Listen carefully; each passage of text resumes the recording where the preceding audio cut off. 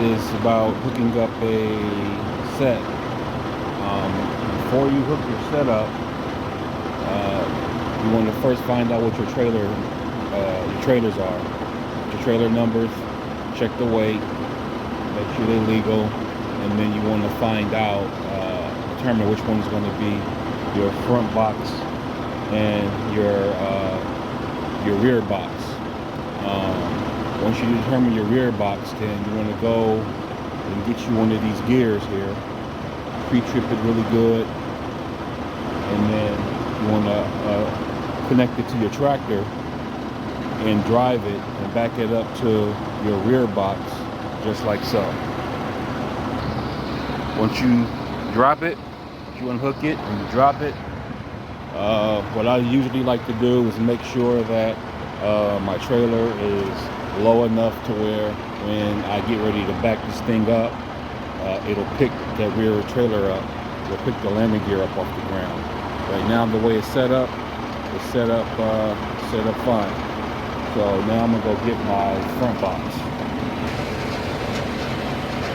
The next thing you want to do is back up your front box. Once you get it all connected to your truck, when you're looking out your rear view mirror or your side view mirror, this is what you want to see. You want to see it lined up. Now, it doesn't have to always be perfect, but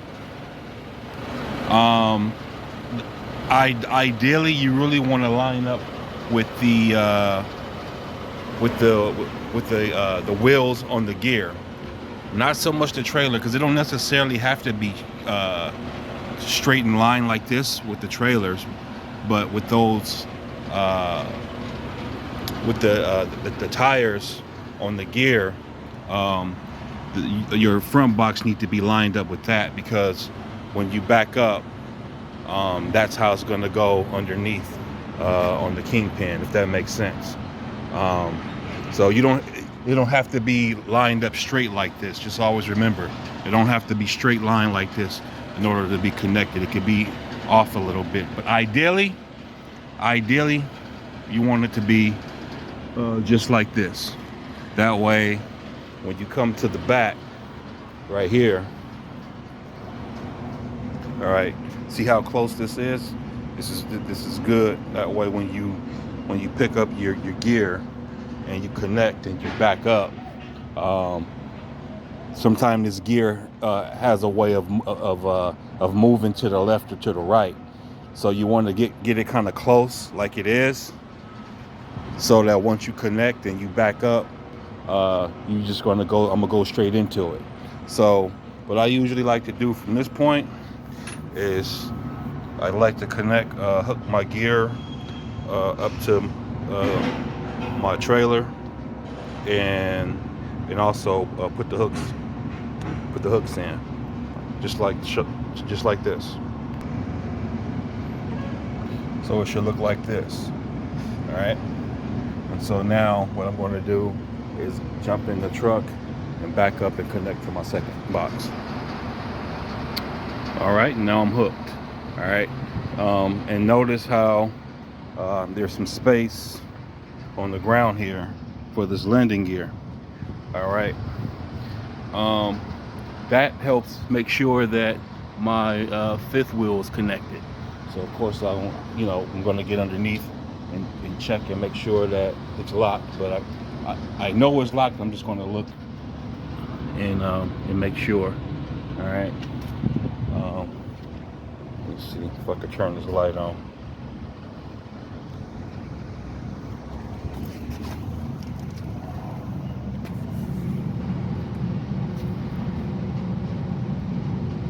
All right, there we go.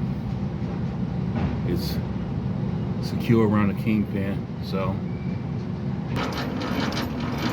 now raise my landing gear. I like to do that just to make sure that I don't forget it.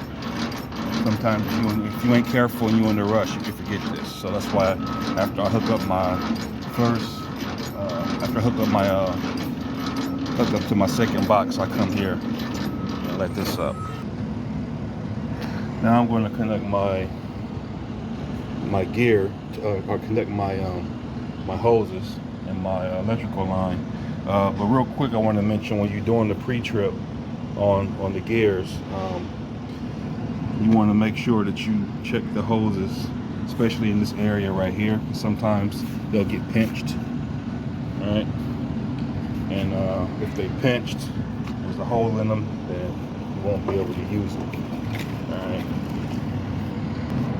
Also, make note of the different type of glad hands connectors. We have the kind like this that comes off real easy, and then we have the kind like this with the hand valve. You just turn it, all right? So, all right, so now I'm gonna make my connection, my hoses,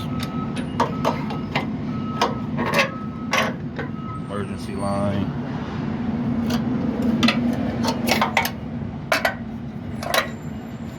the service line,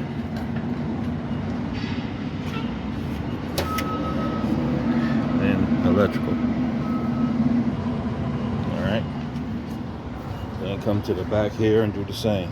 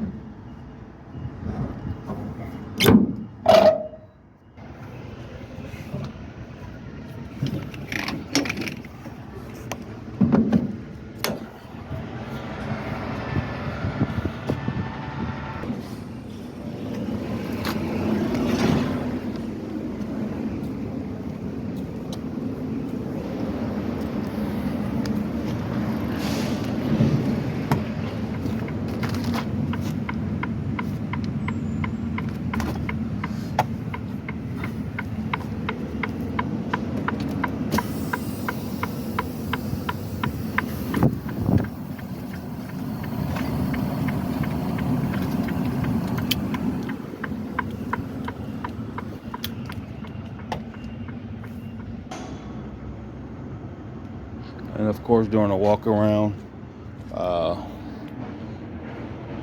you know, you're gonna check your lights, all your marker lights, everything.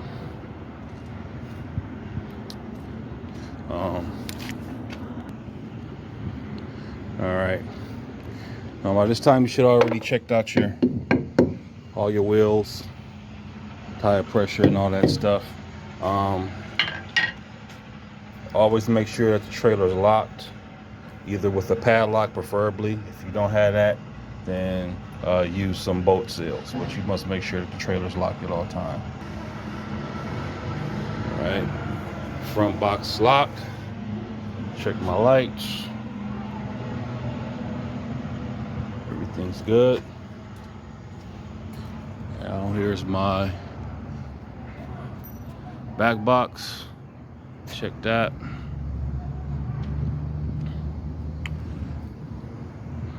I'll walk around.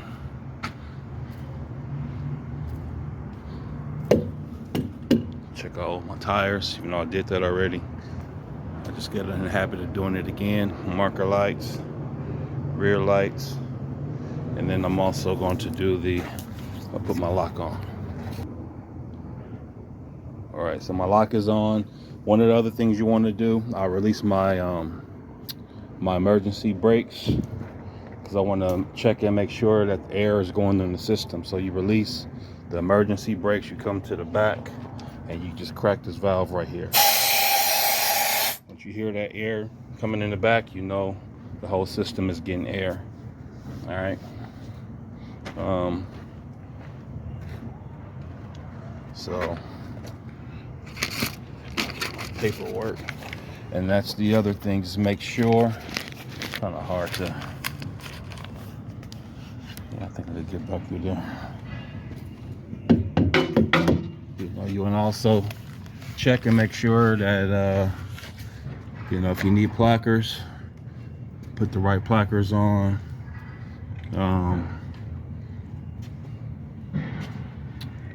And don't forget your paperwork. All right, that's very important. Make sure the paperwork is good. I have my paperwork. I don't need placards. So I'll just continue my walk around.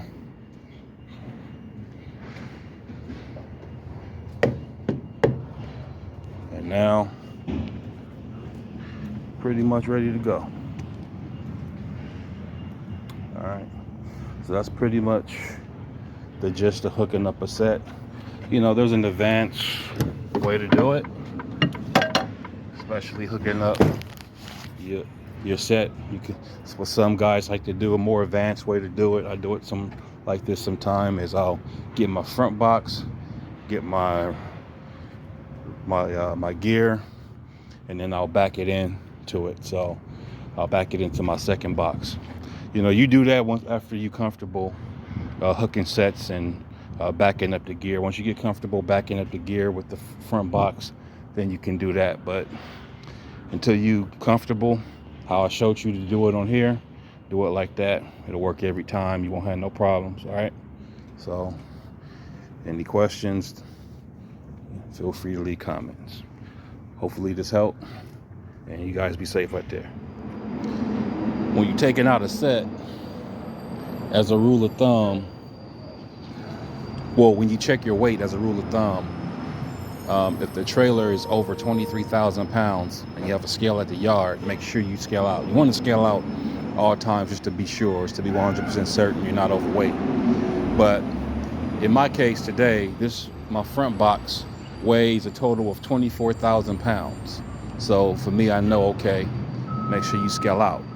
But I noticed when I connected to my truck, the scale on my truck showed that, you know, I'm significantly lighter on the front than I would normally be for a trailer that weighs 24,000 pounds.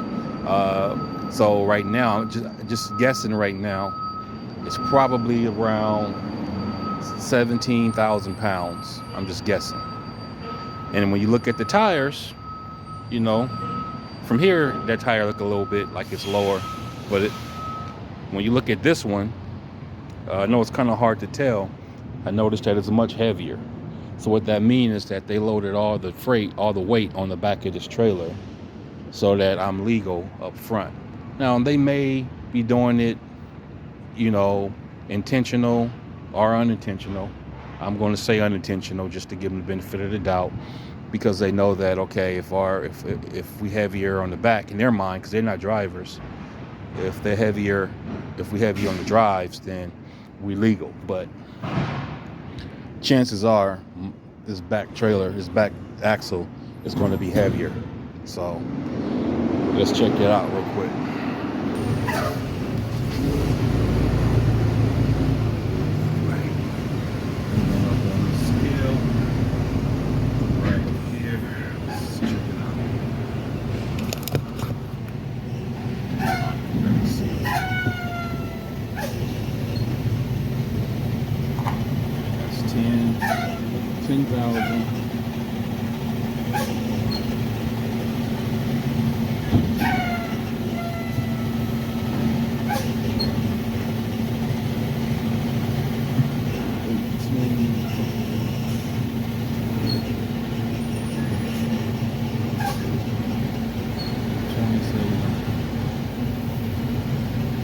And it's just like I thought. The rear axles on the back is overweight, 600 pounds.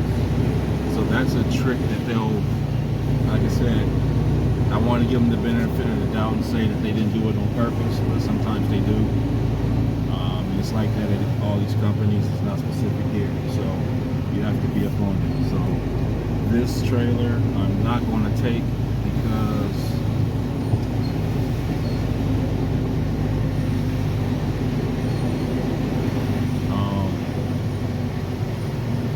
well, I might have them take some off the back. That might be what I have to do. But the way it is set up now, I'm not going to take it. Because even though, well, one, I'm going to be passing by scales, and in most cases, that particular scale is closed. But who knows, it just may be open this time when I go through. And even if it's not, I'll be scoring my meat driver because he has to go through a scale. So thumb when you're doing driver meets. You want to make sure that you look out for not just yourself, but for the meat driver, and make sure that the equipment and everything is good to go. So that's just something I wanted to share.